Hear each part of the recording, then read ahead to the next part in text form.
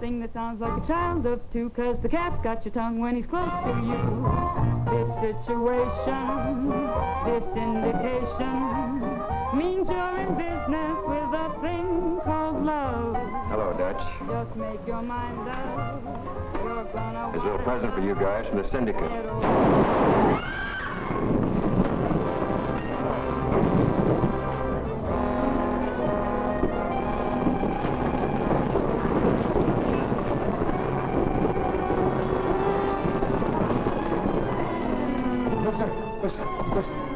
I know.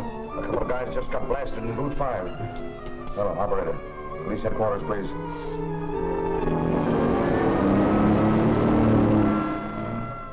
Positively amazing. A couple of guys get murdered in a crowded cafe and nobody sees it. Well, some of the patrons might have seen it. They lammed out of here right after it happened. You know who they were? Not by name, no. You're a big help to me, Smitty. Thanks. Lutz, I hear they went right by you. Yes, sir. Think if I took you down to Central and showed you a couple of photographs, you could identify them? Well, you see, sir, I was so scared, I couldn't take my eyes off the guns. I see. Well, maybe if you people spend a little time as guests of the state, it'll improve your memory, huh? Put them in the cooler, Blake. Yes, sir, Captain. What's the charge? I don't know yet. All right, folks. There's newspapermen in, will you? All right, boys. The captain will see you now. Hello, Captain. Hiya, boys. At 11:05 p.m. tonight, Vanny Denton and Dutch Kripe, alleged members of the Bugs Kelly mob, were shot to death here by persons unknown for reasons unknown. That's it, boys. Is that all, Captain? That's all I know. Weren't there any witnesses to the crime? There were. We couldn't find them. They lammed before we got here. Well, wasn't that considerate of them?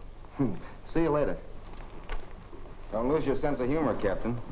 The job of a crime reporter is just as thankless as yours. Guess you're right, Jim. Oh, by the way, who's Bugs Kelly been squeezing lately? How would I know? I thought you and he were palsy-walsy. I get to know all the mugs. That's my business. Uh-huh. Well, next time you see Bugs, just tell him I was inquiring, eh? Okay, so long.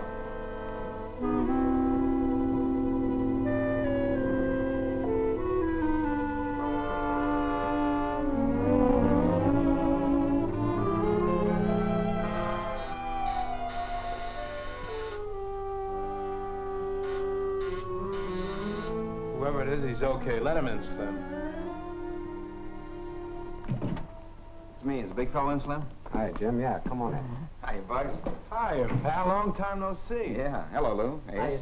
Pull up a chair, Jim, and tell me what's on your mind. Have you been stepping on anybody's toes lately? No. Why? I've got bad news for you. A couple of your boys were rubbed out last night at Smitty's Cafe, Vanny and Dutch. Did the coppers tag anybody? A few reluctant witnesses. But Captain Ferroni figures you know the answer. Well, it wouldn't be hard to run down the guys that did the job, but... Another crime syndicate killing, huh? What else? They gave me 30 days to join up with them, and the time was up yesterday. What a story that would make if I knew who was back of the syndicate. I wish I knew. You wish you knew. I'd give 10 grand for just one name. And I'm going to make it my business to find out who pulls the strings for the outfit you call Crime Incorporated in that column of yours.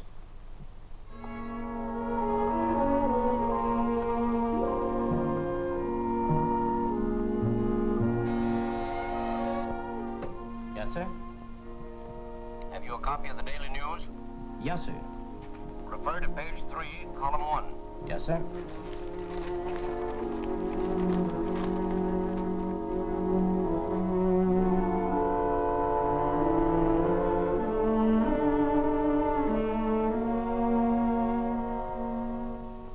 Have you read the story? Yes, sir. You don't find Bugs Kelly's name among the deceased, do you? No, sir. Well, that's where we want to find it. So make the necessary arrangements. Yes, sir.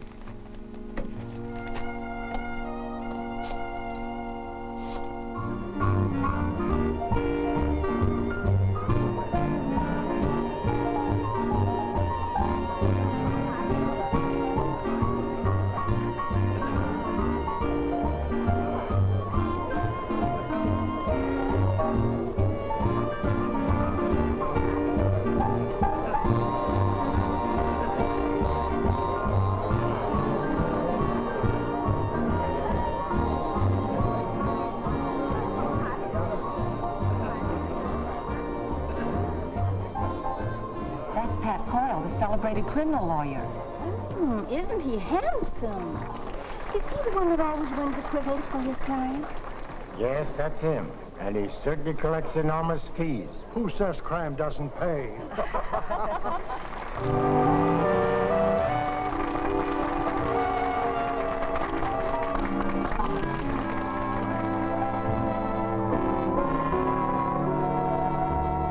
What a fool I was to lie to you.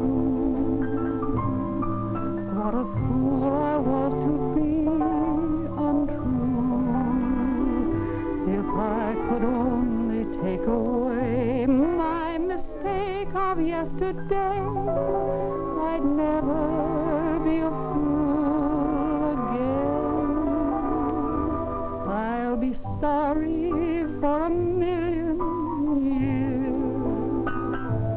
Way down deep I've cried a million tears.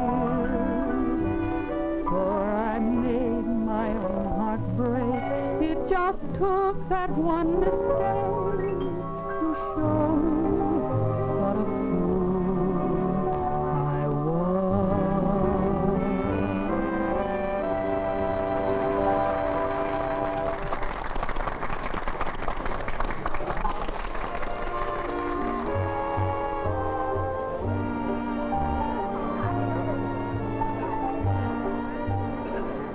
Have you any roast lamb? Best in town.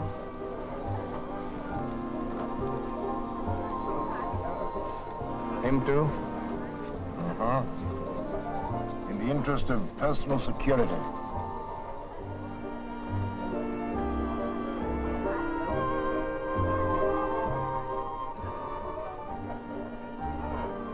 Hey, look who's here. Hello, Tony. What's cooking? Some nice roast lamb. Roast lamb, huh? I didn't look at the menu. Getting aside, I'd like to place a bet for Bob Littell. How much does he want to bet? $5,000. I'll guarantee it. $5 grand? Okay. What horses Littell picked for the killing? I'm not circulating any hot tips around here. Give me a book, I'll write it down.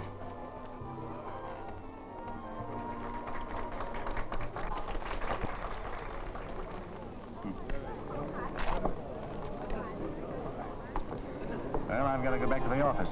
Anybody going my way? Yes, I am. I've got to go, too. I've got a date. See you later, fella.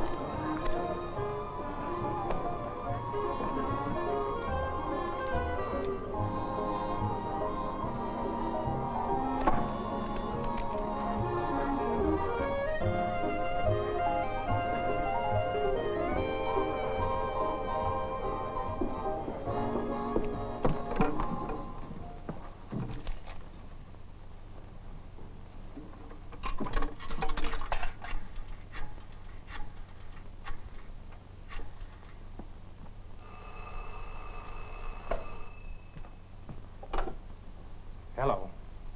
Oh, hello, Slim. Find out anything? Plenty, Chief. I found a place where they've been cooking the roast lamb. You don't say. Believe it or not, but I've just been sitting in at your wake. Where were they holding the services? Right where you had the hunch in the Club Boheme bar. Tony Marlowe gave the order for your execution, and Bob Littell us to do the trigger work. We've got to teach this syndicate a lesson they won't forget for a while.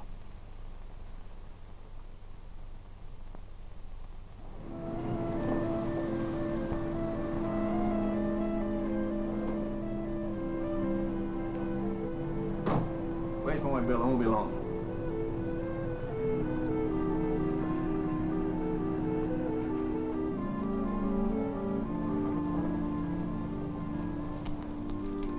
Come on. Put your hands down, bud. This ain't no stick-up. What do you want? Come on, let's take a walk.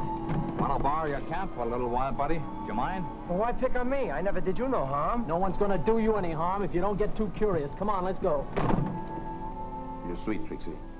One of these days we're going to get married, huh? When, Tony? Oh, soon I'll have a flock of dough, salted away, and we'll blow this town. Why, wait, darling. I'd love you if you didn't have a dime. It won't be a long wait, the way the rackets are paying off now. Well, good night, dear. See you tomorrow. And be careful, won't you? I'm always careful, of course. Good You know night. that.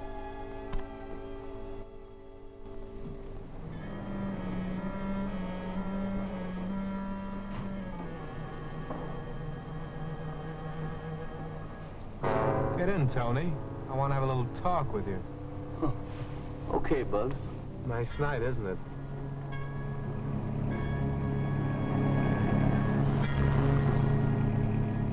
Do you mind telling me what it's all about? Not at all. I hear you've been giving out some hot tips to the horses. I thought maybe you can give me some. Somebody's been giving you the wrong steer. I never played the ponies. Stop stalling. I'm talking about the $5 tip he gave out tonight. Maybe this will refresh your memory. I see you recognize your handwriting. Well, how much you want, Bugs? Name your price and I'll get it for you, only just give me a break. Danny and Dutch didn't get a break. Somebody wrote their names on a piece of paper. Well, you wouldn't give me the works without giving me a chance to explain, would you? You wouldn't? Well, maybe that could be arranged, providing you'll do exactly what I say. Well, I'll do anything you want. I'll do... Then shut up until we get to where I'm taking you.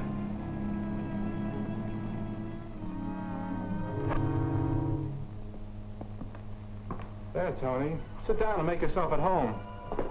Now, Tony, you can pay the first installment on your life insurance. I want you to phone Bob Littell and tell him to meet you in a half hour at the corner of 3rd and Garfield. Yeah, but that'll be putting a finger on a friend. You catch on fast. I'm paying off a bet, Tony. To you or Bob Littell? Which do you prefer?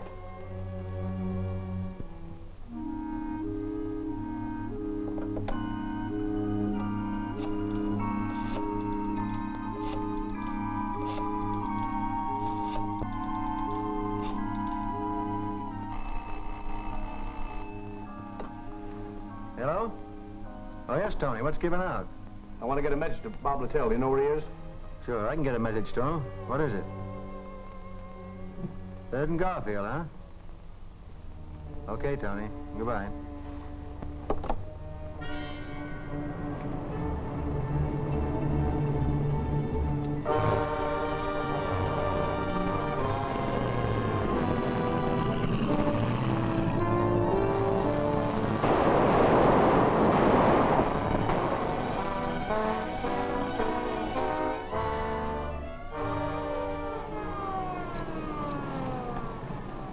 What are you so nervous about, Tony? They're not coming for you.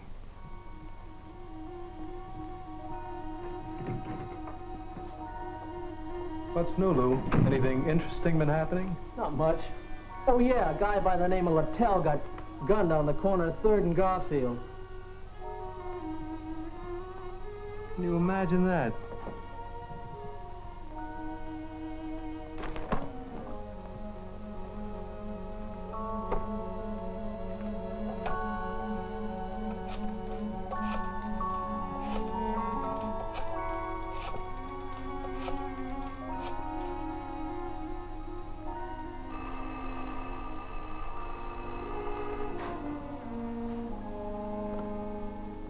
North speaking. Who? Bugs Kelly. Quit your kidding. I'm not kidding, Barry. I just called up to tell you that Bob Littell lost the $5 bet Tony Marlowe placed with you.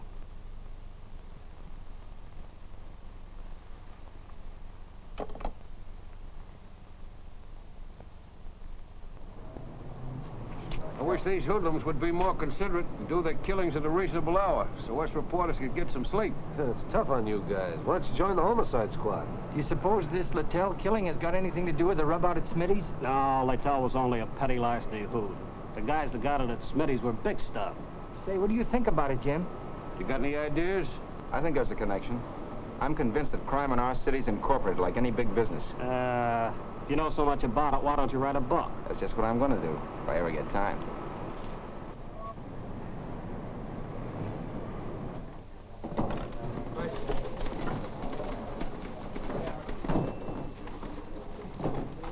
Anything on that 3rd and Garfield kill? Not much. A two-bit gunman, Robert Littell, caught 3 slugs of lead from a person to persons unknown. Just another gang reprisal killing. But I got onto something that's really something. I'll show you my lead as soon as I phone the city morgue.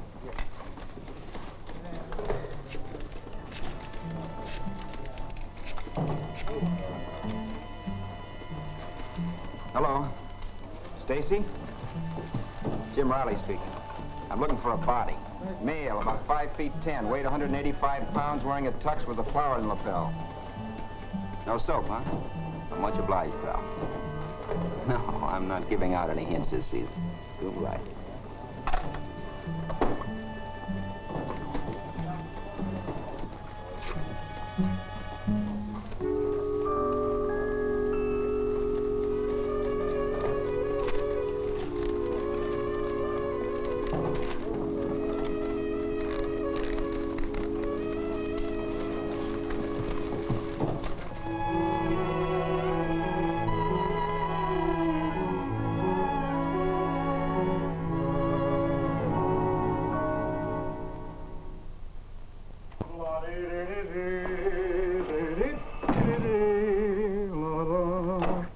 Jim Riley.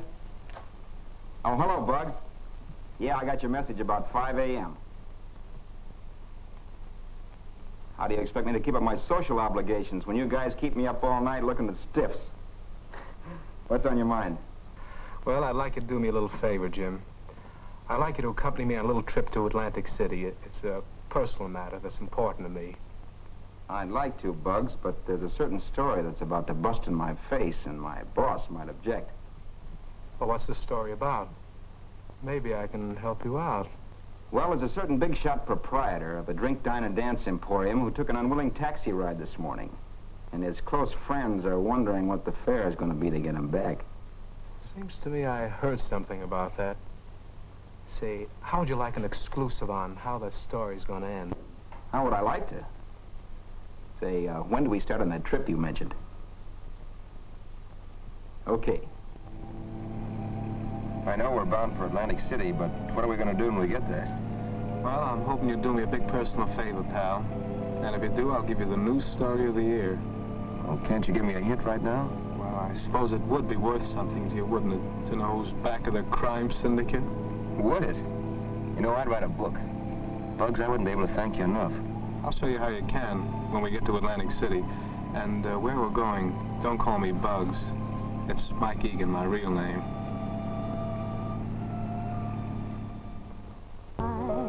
This is sweet surrender. My alibi is your touch so tender.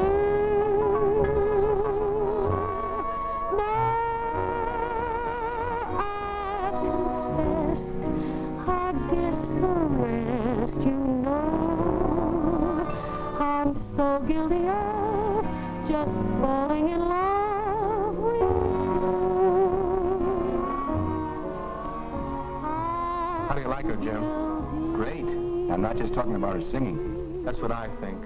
How'd you like to meet her? What? Well, sure. I'm guilty.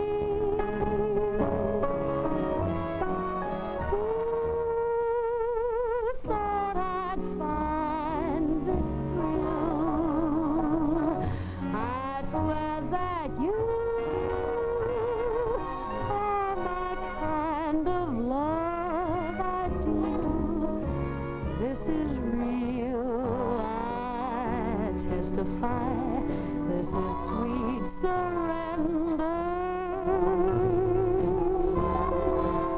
My alibi is your touch so tender. Now I confessed, I guess the rest you know. I'm so guilty of just falling in love with you.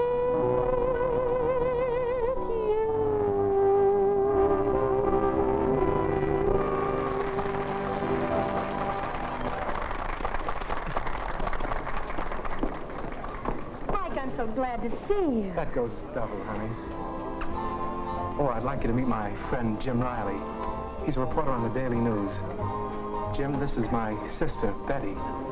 I'm so happy to meet you, Jim. Well, thanks. I'm happy, too. Oh, come on, let's sit down. Mike, how's your insurance business? Oh, it's fine. That's why I came to see you tonight. I've got to go to Frisco. My stay there may be rather indefinite. I wish I could go along. You can someday. But in my absence, Jim here is going to play Big Brother to you. How do you like the idea? Maybe you'd better first ask Jim what he thinks of the idea. I think it's a swell idea. Why? Thanks, pal. I was hoping you'd feel that way about it. You can tell all your troubles to Jim, sis. He's a square shooter. It's comforting to know you come so well recommended. Well, don't be too sure about that. There's a little bit of wolf in every reporter. I'll take a chance. Hey, what's coming off here? This is Brother Jim's dance.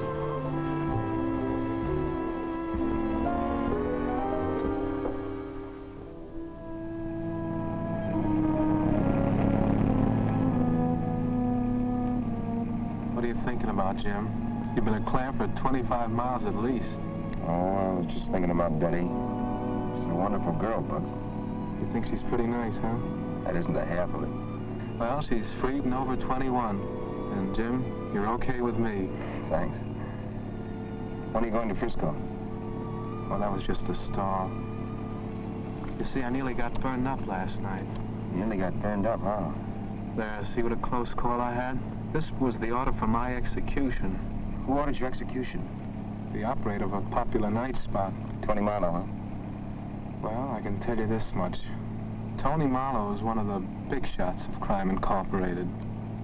And the deceased Bob Littell was hired to do the trigger work on you? Is that a good guess? Could be. But you can't prove it by him. That's why you grabbed Tony Marlowe. So you could sweat the names of the other big shots out of him, huh? How am I doing? Well, I know the fellows that picked him up, but I'm not giving out the names. But there's a rumor around that'll cost the syndicate $100,000 to get him back. It must be a big shot if they want to pay that much for him. Right. And it's my guess it'll be a bigger shot who'll do the paying off. Maybe the top man of Crime Incorporated.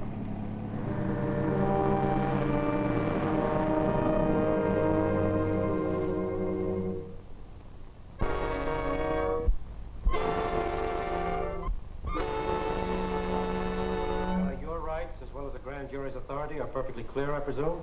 Yes, sir. Very well, then, we'll proceed. Mr. Kelly, these 3 men were shot to death within the last 72 hours. What do you know about it? What I read in the papers. They were executed by gangland order, weren't they? Were they? Kripe and Denton were your employees, weren't they? No, sir. Somebody's been giving you a wrong steer.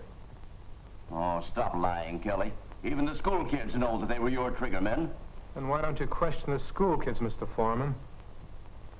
Isn't it a fact that these killings occurred because an organization of racketeers made overtures to you to join with them and you refused? I don't know what you're talking about. I quote from the crime reporter in a recent issue of the Daily News. I understand that the debonair operator of one of our swankiest night spots took an unexpected taxi ride this morning and is being detained for reasons which will probably soon become known to his associates. Unquote. What do you know about that, Mr. Kelly? Why don't you ask Jim Riley? It was his story, not mine. That's what we intend to do, but while you're here and under oath, do you happen to know the identity of this night spot operator and those who detained him? I suppose you'll even deny that you're a racketeer. I wouldn't bother to deny it. You gentlemen wouldn't believe me if I did. Just what do you do for a living, Mr. Kelly? I'm a life insurance agent. My office is at 8457 Canal Street, in case you're ever in that neighborhood. Do any of you gentlemen of the jury wish to continue the questioning? I don't. That's all, Kelly. Thank you, gentlemen. We have just time for a short recess before the police bring over our next witness, Adolph Lutz. We're not going to let a thing happen here. Hey, try that hotel across the street. That shot could have come from one of those upper windows. Yes, Captain. Got me. Shot. I'm dying. I knew they'd get me if I talked. Take it easy, Lutz. You're not dying. You're just nicked in the shoulder. Get the ambulance, please. Yes, Captain. Thank you, Captain.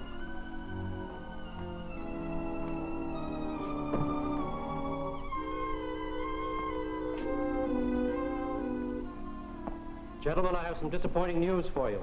The witness we were expecting was just shot at the very entrance to this building. Oh, was he killed? No, thank heaven, but he's so terrified he won't be any use to us as a witness. Who shot him? The police don't know. They never know anything. Well, I know one thing, gentlemen. This proves there's a leak in the police department. There sure is. And if the invisible government we're fighting is more powerful than law enforcement, we're wasting our time. You're right. We might as well abandon our crime inquiry. Gentlemen, please. Look, I agree with you. These hoodlums do seem to have a temporary advantage over us, but I promise you we'll lick them. The decent people of this city are counting on us to fight these crooks to a finish. And gentlemen, that's just what I intend to do so long as there's a breath of life in my body. Dixon is right, gentlemen. We have a sworn duty to perform, so let's do it no matter what happens. Now, let's adjourn till tomorrow morning and get a fresh start. Not a bad idea at all. Come in. You're early today. What happened? One of the jurors have a tummy ache? No. They called a recess because a scheduled witness got shot as the cops were bringing him in. What witness? A waiter at Smitty's Cafe called Adolf Lutz. Another murder, huh? No, he was only wounded. An old gag called intimidation. Yeah. Here's today's transcript. Oh, thanks, pal. Thanks. I wouldn't be doing this, Jim, but I got myself into a jam a while back and... Yeah, I know how it is. I've been in a lot of those jams myself. Well, I gotta run, Jim. I'll be seeing you. Okay, pal.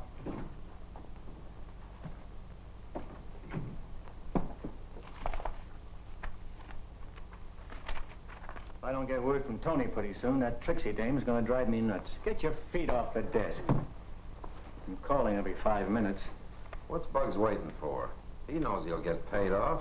Putting the squeeze on is as much pleasure for him as collecting the bill. Come in. Messenger just brought this for you.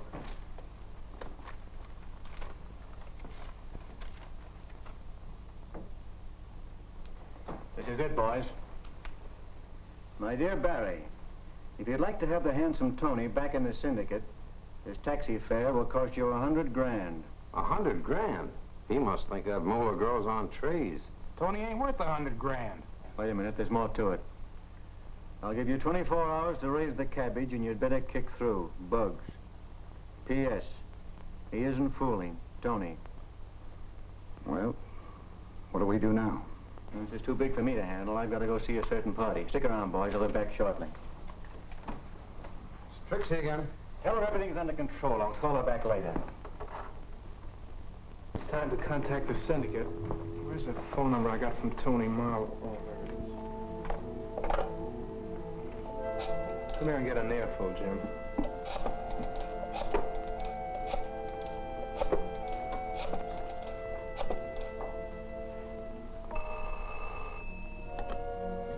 Hello? Pat Coyle speaking. This is Bugs Kelly, Pat. Well, Mr. Kelly. What can I do for you? If you've got that $100 grand handy, I'll come over there and collect it. As counsel for Mr. Marlowe, that matter has received my attention. The funds you speak of are in my possession. However, I must have your assurance that my client will be returned safe and sound. Oh, yes, I'll take your word for it. When may I expect you? I'll be there in 20 minutes, and you can tell your syndicate triggerman to lay off. If there's any funny business, the joke will be on Mr. Marlowe. Syndicate? Triggerman? I don't know what you mean, Mr. Kelly. Are you kidding? Holy mackerel. Coyle. I just as soon believe the police commissioner was mixed up in this. But maybe Coyle is only acting as Tony's lawyer. Use your head, Jim. Pat Coyle's a syndicate big shot, and you can go to sleep on that. Well, I guess this will hold $100 grand. Will you give me a lift, Jim? Sure.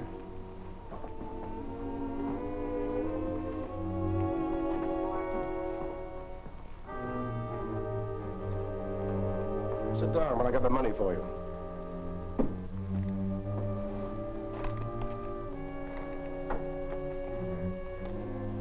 Oh, here we are. 100,000. I guarantee it. I'll take your word for it. Good. By the way, there's a friend of Tony's here that'd like to speak to you. Of course, it's up to you. Okay, I'll listen to him. I'll show him in.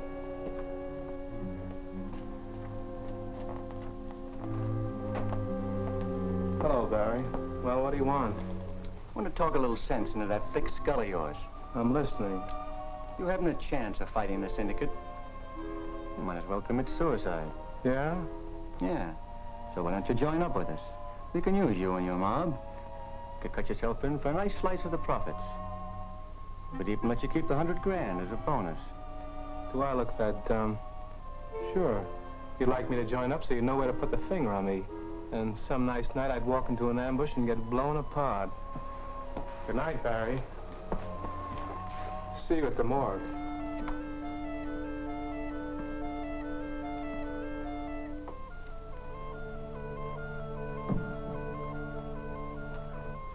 No go, huh? No. Yeah, thought he wouldn't fall for it. He's too smart. We'll get him later. As soon as Tony gets back. Well, Tony, you're back in circulation. Pleasant dreams.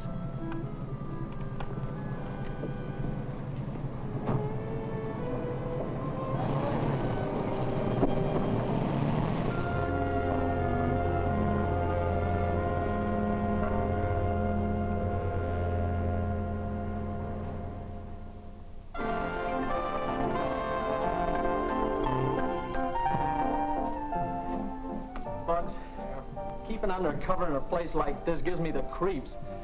Nobody'd think of looking for his way out here. Why don't you stop bothering me? Can't you see I'm reading a terrific book? Oh, why can't we go out on the avenue, have a couple of beers or something? Okay. I suppose you want to ride on the merry-go-round, too. I like merry-go-rounds. Okay, Junior, let's go. Okay.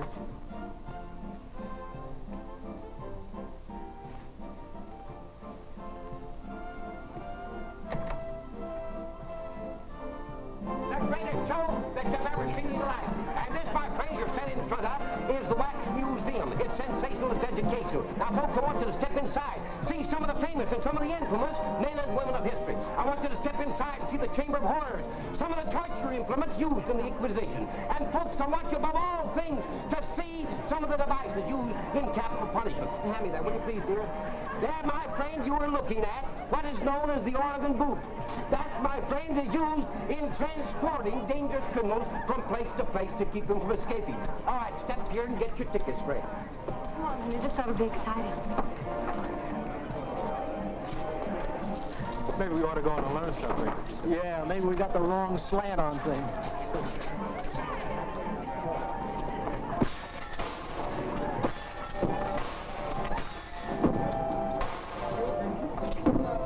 We're going into the waxworks. Swell.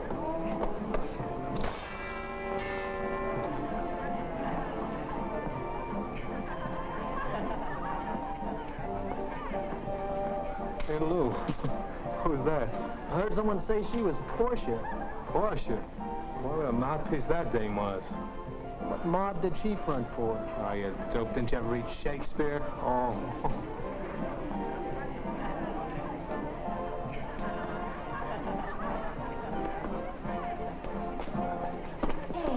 I'm awfully sorry. It's all right.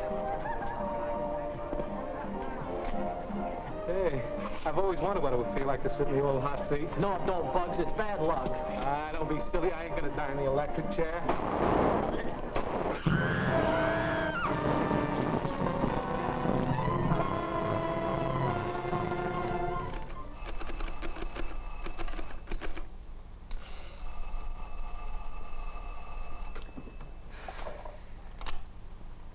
Jim Riley speaking. Oh, hello, boss. How's crime? Jim, I've got some news for you. Bugs just got knocked off. What's that? No. Yeah. I just got the flash from Coney Island. And here's one for the book. Bugs met his death in the electric chair at the waxworks. Yeah, I heard what you said. It knocked me for a loop, although I've been expecting it. No, I won't shed any tears. Yeah, he was a cold-blooded killer, yeah. Deserved what he got. Yeah. But, boss, not at the hands that dealt it to him. Well, perhaps you're right, Jim, but I thought maybe you wanted to handle the story. Well, sure, I'd like to.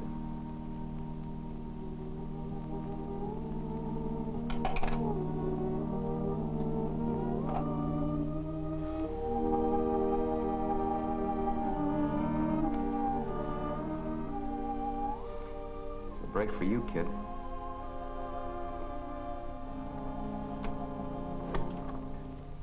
Oh, good evening, ma'am. I'm looking for Miss Betty Van Cleve. Do you know where I could find her? Miss Van Cleve moved away from here yesterday. You know where she went? No, she was very much in a hurry, and she didn't leave a forwarding address. I'm sorry.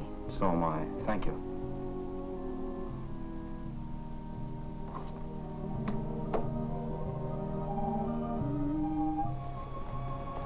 No luck, huh? Nope. Gee, that's tough. Where do you want to go now? Back to New York City. And, take these home to the little woman. Gee, that's swell. Thanks.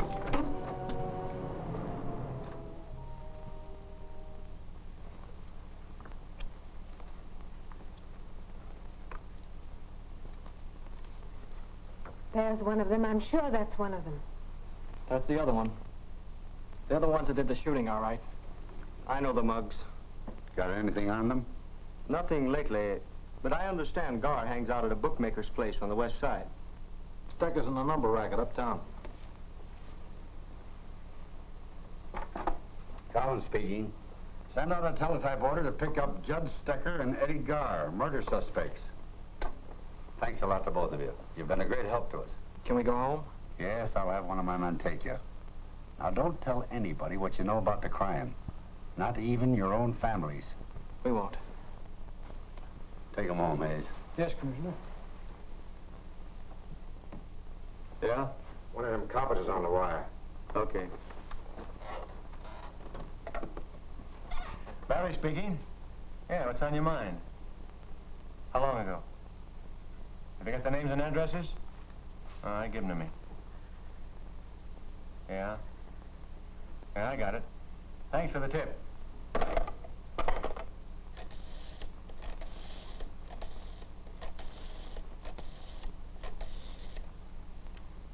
You know who. Now get this. Find Stecker and Gar and tell them there's a pickup order out for them. Yeah, and there's a couple of witnesses we may have to take care of. Yeah, I'll give you the names and addresses. Here they are, Commissioner. What do you know? We bagged them just as they were getting ready to leave town. They must have just been paid for the job they did. You ain't got nothing on us. We want this dough in the dice game. Sure. We want to see our lawyer before you start kicking us around. Oh, stop beefing. You'll get to see your lawyer. But first, I've got a couple of witnesses I want to identify you. Book 'em for murder, Captain. Just in case some crooked mouthpiece tries to get 'em out on a writ. Take them, boys. Come on, boys. Let's go. Come on. You've got to register when you stay at this hotel. My congratulations to the department, Commissioner. You mean that? Sure. Read my column in tomorrow's Daily News.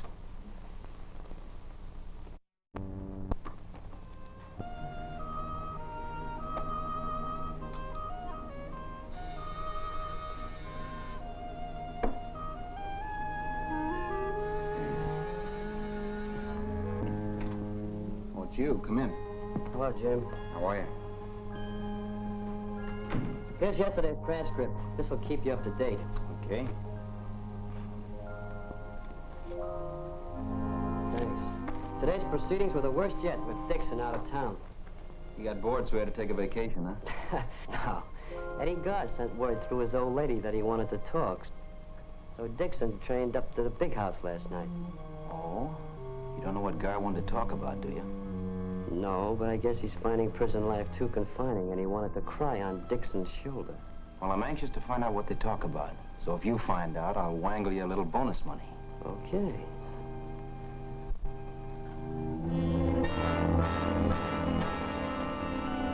Naturally, I'm interested in getting the lowdown on the killing of Bugs Kelly and his henchmen. But I want you to understand that nothing you say will alter the sentence the court gave you. I have no bargain to offer you. Yeah, I know. Do you hear that? Hear what? That voice. Keeps whispering all the time. Don't be a big sucker, Eddie. There's another one. Saying the same thing. Don't be a sucker and take the rap, Eddie. When the guy who hired you to cool Bugs is strutting around having a good time.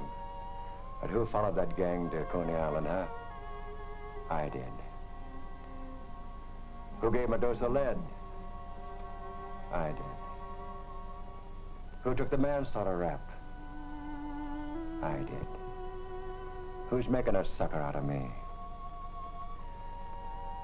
Tony Marlowe. You mean to say that Tony Marlowe hired you to cool Bugs Kelly? Of course he did. He's the finger man for the syndicate, ain't he? Is he? That's what I said, didn't I? Oh, I know. He takes the orders from someone higher up, but he's the guy who says who does it to who and for how much.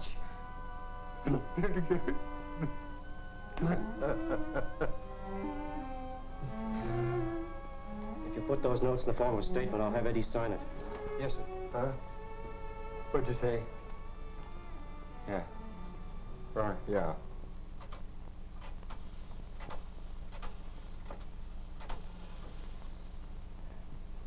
Hello, Mr. Marlowe, please. Hello, Tony. This is Lucas. Yeah, listen, I gotta see you right away. I'll say it's important. Okay.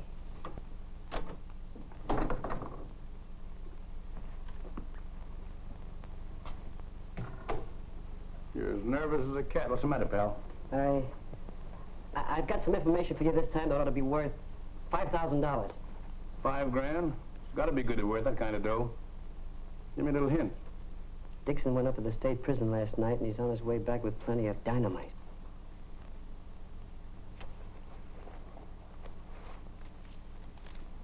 Now, you give.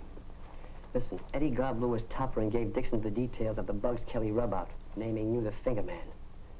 Now, if you hurry, you'll have time to get undercover. So Dixon's coming back tonight, huh? Yeah, he's getting off the train at Wayside. I'm driving his car up to meet him. Nice going, Lucas.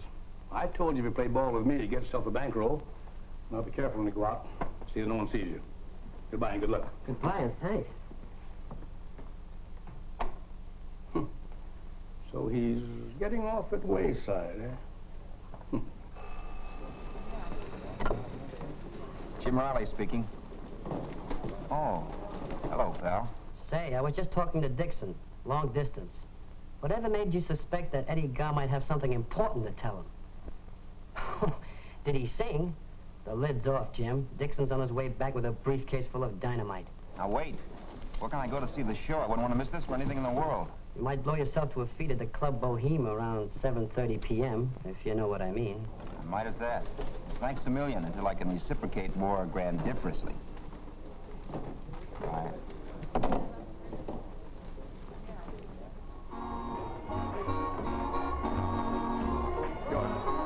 Table for two. Hello, Jim. Hiya, Tony. Living in the lap of luxury, I suppose, huh? Could it be that my favorite crime reporter is taking the fall out of the old expense account? Could be. Take it easy.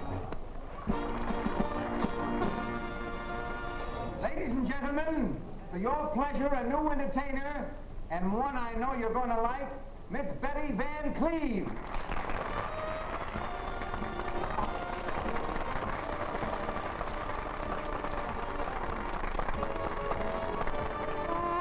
Work in a nightclub, take pictures galore.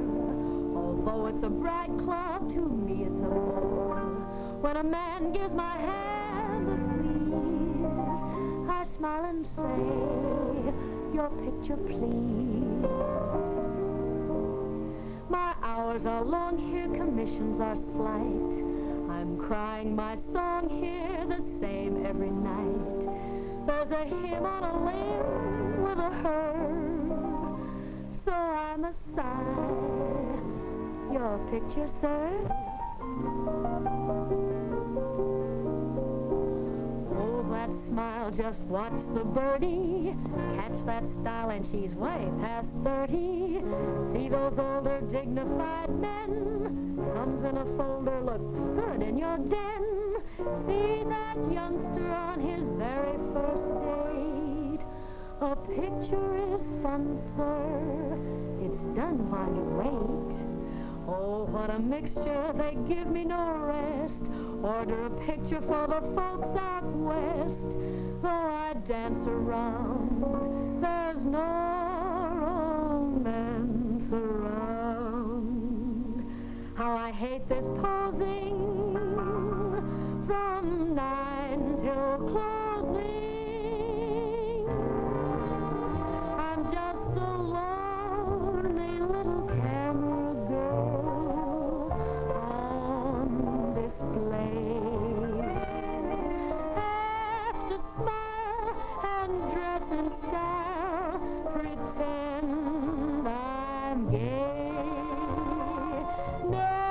never knew a camera girl could feel this way.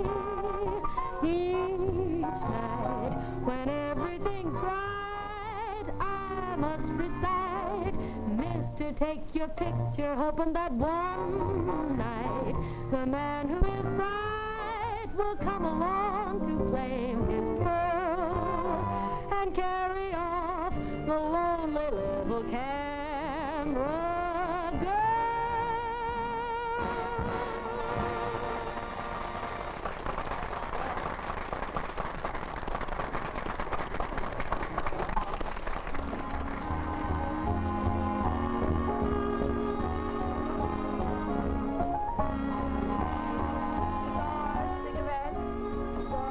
Gorgeous.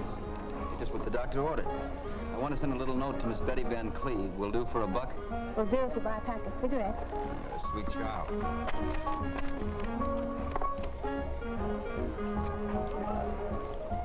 There. And if you bring back her answer, you can keep the change. Hello, Grace. Here's a note for you, Miss Van Cleve. Not to wait for an answer.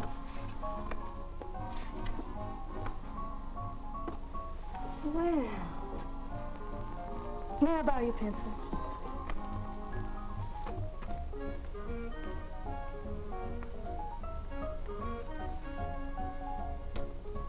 Thanks a lot. You're welcome. Well, well, a nice note for your first song, huh? Not at all. The gentleman's an old friend of the family. That's what they all say.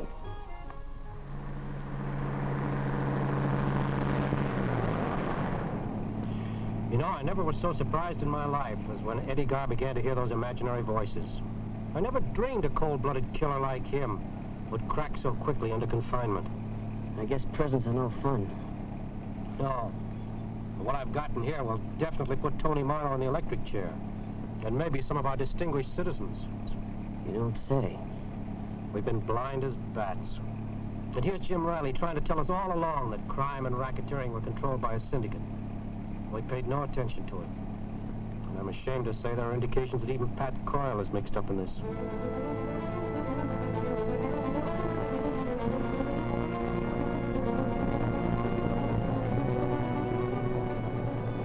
Detour at the roadside. Thanks.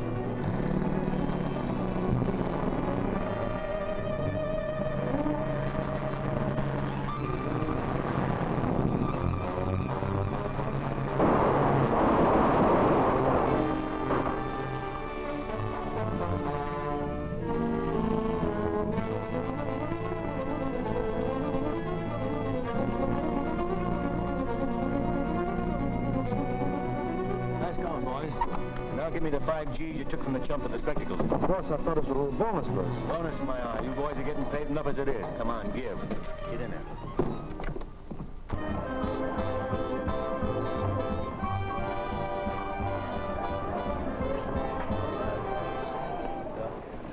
You're under arrest, Tony.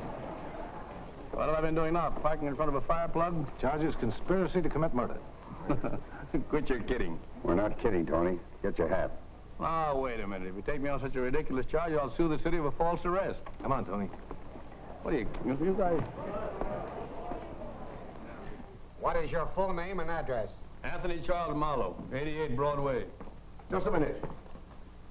I want to protest my client's arrest on such a preposterous charge. Before you book him, I demand that you produce evidence to support the charge. We'll have plenty, Mr. Coyle. As soon as Mr. Dixon gets back in town. He's due any minute now. You want it on the phone, Commissioner. It's a long distance. Thank you.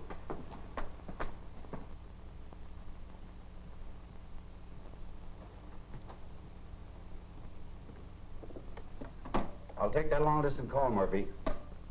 Hello. Collins speaking. Who? Oh, yes, yes. What's that? No. Where did it happen? I see. Hold the phone a minute. I'll have someone take down the details. Don't answer another question until they produce some proof to back their charge. Go ahead, Sergeant. We know what we're doing. If you do, Sergeant, I'll serve you with a writ so fast your head'll swim. We'll have to turn Mr. Marlowe loose, boys. We have no evidence now to back up his arrest. What do you mean, no evidence? You said the deputy DA was bringing it with him. He was. But he and his secretary were murdered on their way here and the evidence stolen.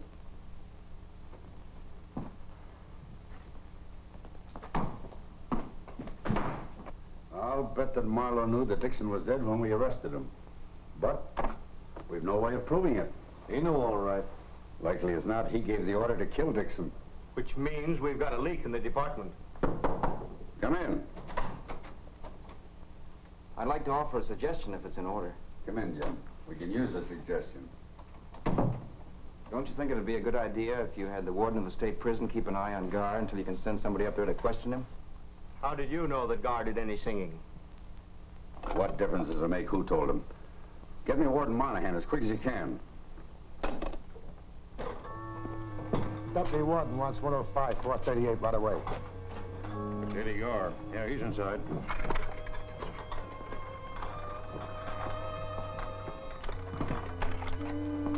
Where's Eddie Gar's one up front? Went in the storeroom to get some sugar. Shut-eye, huh? I wouldn't know. $5 grand.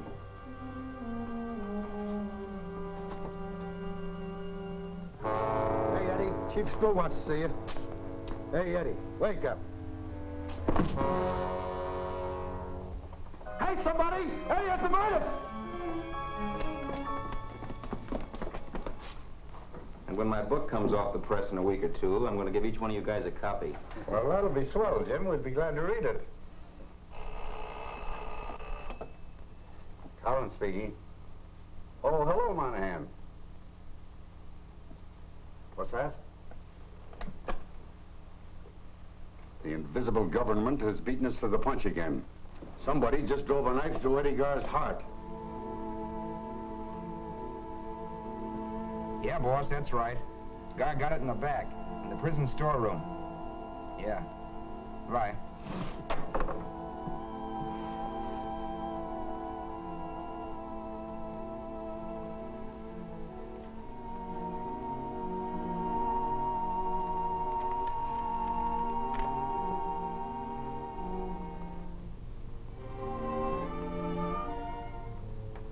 Holy mackerel. 2 o'clock.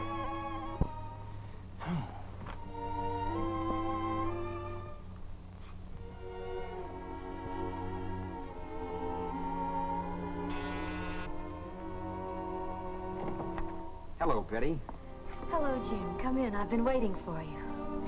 I'm sorry, it's a little late to be calling on anybody. I know. You had to cover the arrest of Tony Marlowe. Everybody at the Club Bohem was talking about it. Well, that certainly turned out to be a fizzle. But let's talk about you. What was the idea of running away without leaving a forwarding address? You know, I was up there to see you. I'm sorry I missed you, Jim, But what? well, I might as well tell you and save you from any embarrassment. I know about my brother's death. He came up to see me about a week before he died, and he told me everything. Naturally, I was shocked. I never knew he went by the name of Bugs Kelly. I never dreamed I was the sister of a murderer. I'm sorry, Jim. Tell me the truth. You came to Atlantic City that night because Mike made you. You agreed to be friendly with me because you were afraid he'd say no. You've got it all wrong, Betty. Oh, you don't have to pretend anymore. You can bow out if you want to. It won't hurt my feelings. Betty. Now listen to me. I love you. Do you hear?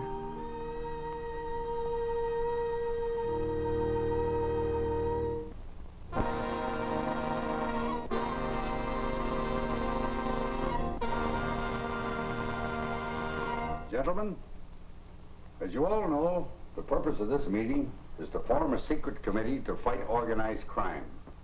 And I mean wipe it out of our city once and for all. And we have to clean our own house, too. I hate to think that Dixon was murdered Because someone in the department was a traitor to the cause of justice. But what else can I think? The public is up in arms, and rightfully so. Now, we've got to put an end to this crime wave or resign, and let others more capable do the job. Now, which is it going to be, men? We'll clean it up, Chief. Clean it up, Chief. Gentlemen, as Jim Riley would say, this meeting of the Board of Directors of Crime Incorporated is now open for business. However, as chairman in the absence of our president, I want to sound a timely warning. We can't afford to have any more violence. Since it became necessary to eliminate the Bugs Kelly mob, our business has fallen off 16%. Mr. North, until public indignation dies down, I think you should have all marble games removed from school neighborhoods and operate bookmaking under cover for a while. That goes for policy games and baseball pools as well. And during the lull, let's try and dig up some new competitive game, something different. That'll bring us a few nickels.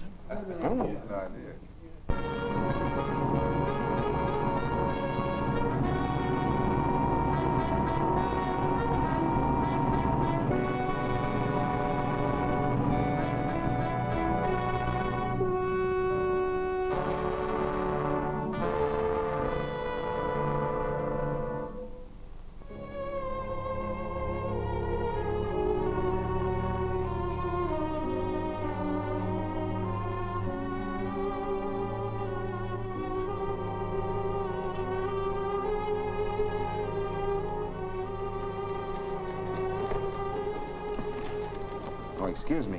What can I do for you? What can I do for you? I'm Jim Riley. Fine.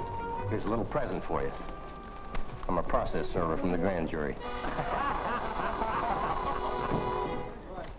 I have here a book entitled Crime Incorporated by Jim Riley. Are you that Jim Riley? I am. Assuming that the material in your book is factual, just how were you able to get information when all the city law enforcement groups were unable to get it? I don't know. Maybe because I had better contacts. Better contacts? Isn't it a fact that you got most of your information from Bugs Kelly? Yes, so what? So you admit more than a speaking acquaintance with a dirty killer? I can't testify as to how often Kelly took a bath, if that's what you mean. You know what I mean. You probably know him well enough to get a regular cut from his racket. That statement's a lie. I don't have to defend my relations with Kelly, but it's fortunate there was such a man as Kelly. He was a killer, sure, but who made him a killer, I'll tell you. An organization of racketeers and greedy businessmen who formed a syndicate to monopolize all illegitimate business and sources of graft. Bugs wouldn't line up with them. Bugs' futile fight to stay independent is the reason that you're here, gentlemen. He has unwittingly done more to clean up our city than all the law enforcement agencies, because his activity laid bare the existence of incorporated crime. Now, if you're through theorizing, Mr. Riley, this grand jury would like to know just why Kelly gave you information. Because I did him a favor. What was that favor, Mr. Riley? It's something personal, so it doesn't concern the grand jury. Material in your book concerns the grand jury. And it's your civic duty to help wage war against crime. Sure, and get myself riddled with bullets. I'm sorry, gentlemen, I'm not that civic-minded. You're going to talk, Mr. Riley, or we're going to ask the court to question you. We want the full details of your investigations. We want the right names of the people mentioned in your book. And we want the addresses of all the rackets. And you're going to answer those questions right now. I'm sorry, gentlemen. The confidence between a news reporter and his source of information is just as sacred as the confidence between doctor and patient, lawyer and client, or priest and penitent. Riley, we'll give you 24 hours to think it over. And bear in mind, your continued defiance will render you liable to a charge of contempt. You're dismissed. Thank you, Mr. Conroy.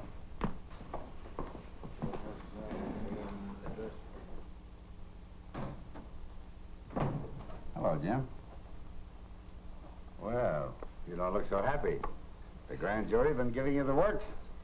Yeah, I got to go back and answer some questions or else. Maybe you'd rather talk to me. You know me better than that. Oh, you don't understand, Jim. I want you to join our secret committee for driving the rats out of town. Who's on the committee? Just a few of the men we can trust, like Ferroni, Finch, Westover, and the foreman of the grand jury. Clark? Yeah. You see the point? If you join our committee, the jury will have to lay off you. Yeah, I see the point. And you might be needing some protection for that charming young lady you've been calling on at a late hour. What charming young lady? When she attended public school number 9, her name was Betty Egan. Catch on? Well, I guess I'll join your committee. Welcome into the fold, Jim. Oh, I read your book last night, and I was able to identify quite a few of the characters. Now, tell me if I'm wrong. Tony Marlowe was finger man for the syndicate? And one of the big shots. And Barry North's the payoff man? For the small jobs, like killing competition. Well, just where does Pat Coyle fit into the picture? He could be the president or the chairman of the board, since he paid Bugs Kelly $100 grand for the life of Tony Marlowe. Oh, so that's how it was. Got any leads we can follow up? Yeah, I've got a couple of leads, but it will require dictaphones and camera traps. Well, this is not an ethical fight. What are they? Well, for one, an old and reputable firm, National Brokers Incorporated, on the 6th floor of the arcade building, which Tony Marlowe finds it necessary to visit now and then. And another hits pretty close to home. Let's hear it. Well, some of your force have been making calls on the International Export Company on the 5th floor of the arcade building. What kind of business would they be wanting with an export company? It's just a front. It's the headquarters of Barry North. Here's a list of the callers.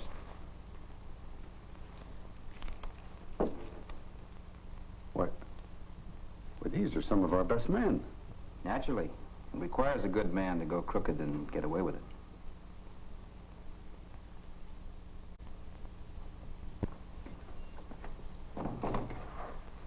Greetings, board members. Greetings, Mr. President. Gentlemen, I have just come from a meeting of the Secret Police Committee, and I am genuinely worried. Jim Riley has become a member of the committee, and there's no telling what he knows of our syndicate activities. What do you propose, Mr. President? I'm afraid it will be necessary to eliminate the Secret Committee. You realize what you're proposing? I, for one, can't subscribe to such drastic measures. All right. Your suggestion is insane.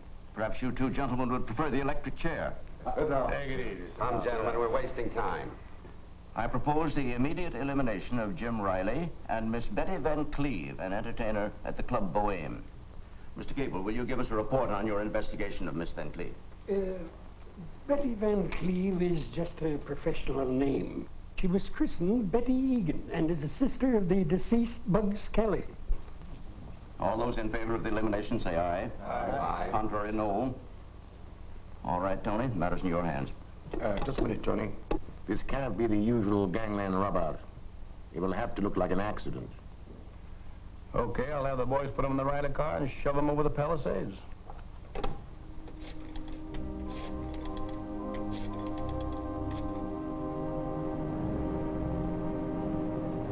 Jim, I'm scared. Don't be, darling. There's nothing to be afraid of.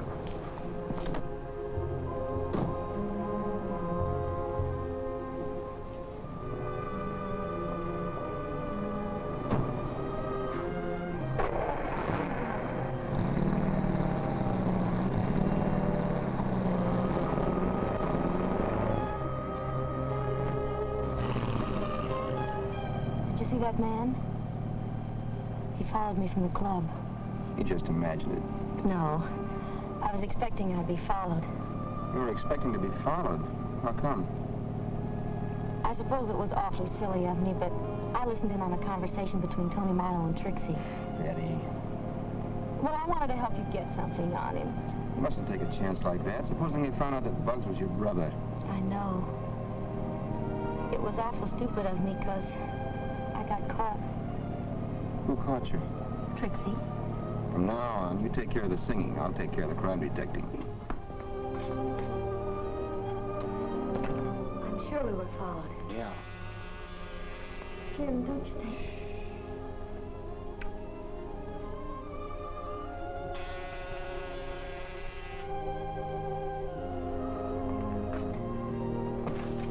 take it easy now and you won't get hurt. What do you want? If it's money you expect, I haven't very much. Quiet, sister. This ain't a stick-up. What is it then? Somebody wants to have a little talk with you. Now get over there by the wall and get your arm. What for? Follow your path. Just do as you're told. Hold it, boys. Drop those rods. Oh, yeah?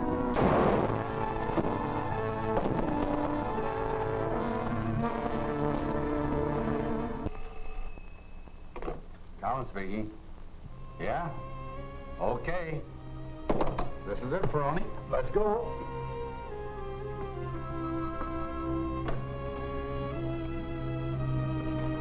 So, gentlemen, our next objective is to control the city elections and place our own men in the key positions. Then we shall be impregnable. I propose that... Yes? I see. Thanks. Gentlemen, the meeting is adjourned. We're about to be visited by the law.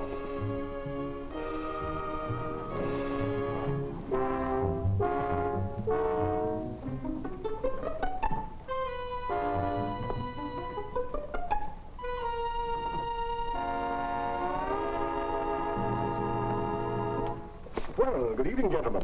What brings you here? As if you didn't know, Mr. Coyle. You're under arrest. All of you. Take him away, boys. Just a minute.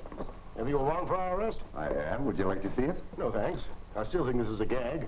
What's the charge? There are a number of them, Mr. Coyle, including conspiracy to commit murder. Now I know it's a gag. Bring him over to Central. We'll book him. Step this way, gentlemen. Go. All right, man. Come on. Come on.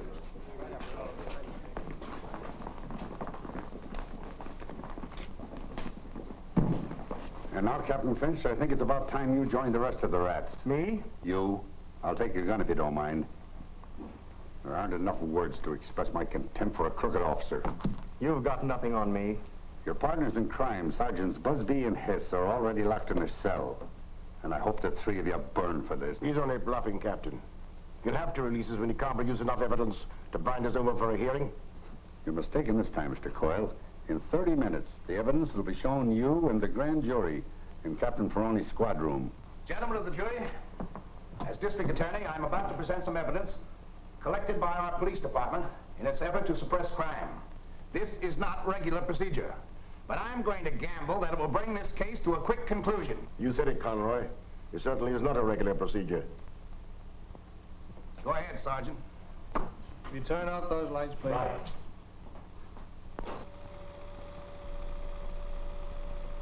Hello, pal. What brings you out so late at night? I just came from a meeting of the secret police committee. You'd better get the idea out of your head that this committee is a joke like the grand jury. You're breaking my heart. What's on your mind? I want to collect the money I won in the races last week. I don't think you have any dough coming after the way you fell down on the Gar and Sticker job. That wasn't my fault. I tipped you off in plenty of time. Gentlemen, I have just come from a meeting of the secret police committee, and I am genuinely worried. I propose the immediate elimination of Jim Riley and Miss Betty Van Cleve. All in favor of the elimination, say aye. Aye. Contrary, no. All right, Tony, matters in your hands. Just a minute, Tony. This can't look like the usual gangland rub-out. It will have to appear to be an accident. Okay, I'll have the boys put him in the Riley car and shove him over the Palisades.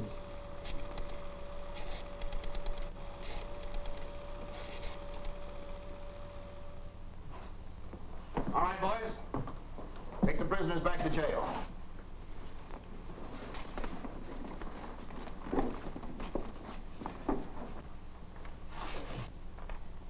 Gentlemen of the jury, in the involuntary absence of our late but unlamented foreman, it becomes my pleasant task to announce to you that you have voted a true bill, charging the entire membership of Crime Incorporated from the highest to the lowest with murder in the first degree. Congratulations, gentlemen. You have rendered our community a most valuable service. I shall proceed at once to prosecute the defendants. We could have been married a dozen times while we've been waiting. I know, darling, but I couldn't ignore a grand jury summons. They'd throw me in jail. They've got a nerve calling you into court on our wedding day. Maybe they want to save me from a dire fate. Mr. Riley, you may come in now. I'm sorry, darling. You can't come in here. Where you go, I'm going, dear. That's all right. She can come in with you. She can? Sure. Come on, Jim.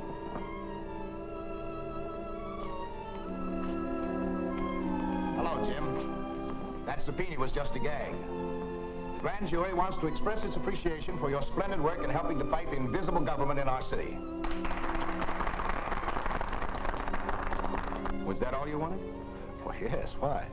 Well, if Betty and I had known that, we could have gotten married before we came over here. What's that? Does somebody want to get married? Is it you, Jim? Well, darling, this is Judge Poole, legal advisor to the grand jury. Judge, this is my wife. I mean my fiancée. This is a pleasure, my dear. Well, you have some illustrious witnesses here. Get out the marriage license.